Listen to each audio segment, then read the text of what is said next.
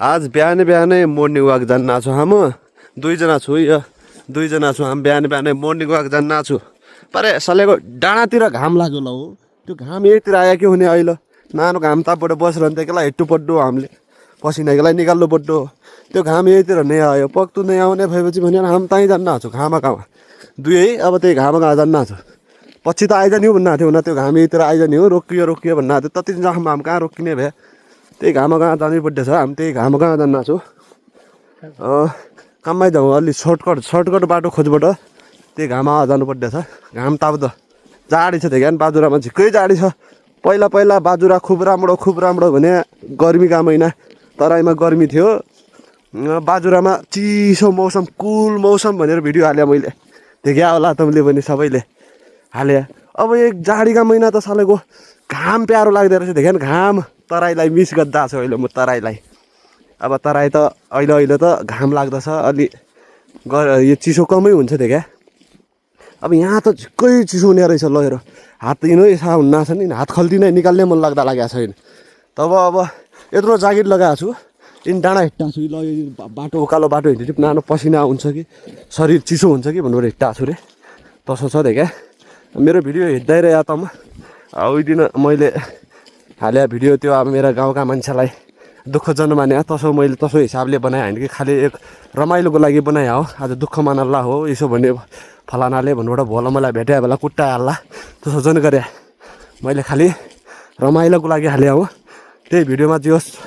मेरा चिनेका मान्छेहरूले लाइक गरेछ कमेन्ट गरेछ कसैले त झन् धेरै राम्रा मान्छेले त मेरा शुभचिन्तक भनौँ कि के भनौँ अब तिनले त सेयर पनि गरिदिएको छ मेरो त्यो भिडियो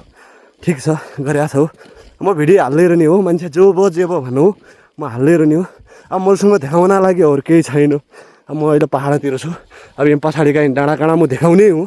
त म अब हेर्दा छौ होइन डाँडा म देखाउने छ क्या हामी यहाँ मर्निङ वाक गर्दा आएको छु डाँडातिर घाम लागेको छ हो ठिक छ मेरा भिडियो हेर्दै रह्या अरू त केही न हो अब मैले जो भाषा बोल्ला छु यो भाषा म सुदूरपश्चिममा मान्छे भएबाट अब सुदूरपश्चिममा त सबै बुझ्दै हुनु क्लियरै बुझ्दै हुनु बाँकी अब अरू ठाउँका मैले चिने मान्छेले नै बुझ्न सकिन्छन् उनी पनि बुझ्दै हुन् कान ठाडा गरेर निक्करी बुझेपछि सुनेपछि उनी पनि बुझ्दै हुन् किनकि उनी पनि नेपालकै मान्छे हुन् बुझ्दै हुन् अलिअलि केही शब्दहरू नै बुझिन्न त्यो म मान्छु अलिअलि फ्या हुन्न छ पाहाडमा होइन उकालो छु बाटो हुन त तराईकै यही छ अरे अलि उकालो ओह्रालो छ भनेबाट मात्र हो अहिले उकालो चड्डा छु अब ओह्रालो नि फेरि अझ मजा आउँछ हिँड्ट फ्या कम हुन्छ तसो चाहिँ भिडियो हेर्दै रह्या फेसबुकमा हालेको हुन्छु मैले भिडियो फेसबुकमा पनि हाल्दै राखेको हुन्छ अब मैले युट्युब च्यानल पनि खोलेको छु अब युट्युब च्यानल त खोलेको छु र अब कतिपय मान्छेलाई अब युट्युबमा गएबाट सर्च गरेर एबिसिडीको एबिसिडीको ज्याड भिएलओजी एबिसिडीको भिएलओजी अनि 1 2 को 2 2 2 21 लेखेर सर्च गर्दा नआउने पनि छन् मेरा अब शुभचिन्तक भनौँ कि अब भर्खर पहिलाका जेनेरेसनका मान्छे पनि छन् उनलाई पनि भन्नु युट्युबमा जाया युट्युबमा एबिसिडीको एज्याड भिएलओजी भ्लग 2121 हानेर सर्च गरेपछि मेरो च्यानल आउँछ त्यसमा मेरो फोटो हालो यो म कसो छु देख्या मेरो फोटो हालो र कतै फोटोमा देख्दै बित्तिकै त्यहाँमा एक सब्सक्राइब लेख्या होलो इङ्ग्लिसमा लेख्या होलो यसबाट सुरु भया होलो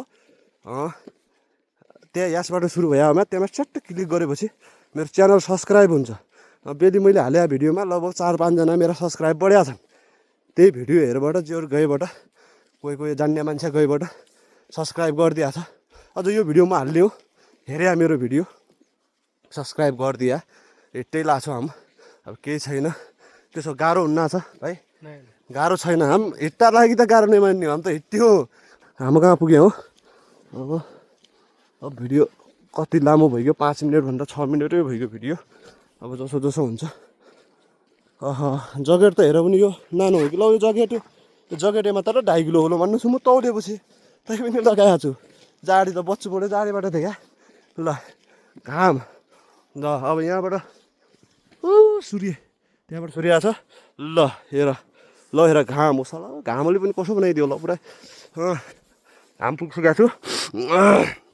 हेर्दै रह मेरो भिडियो।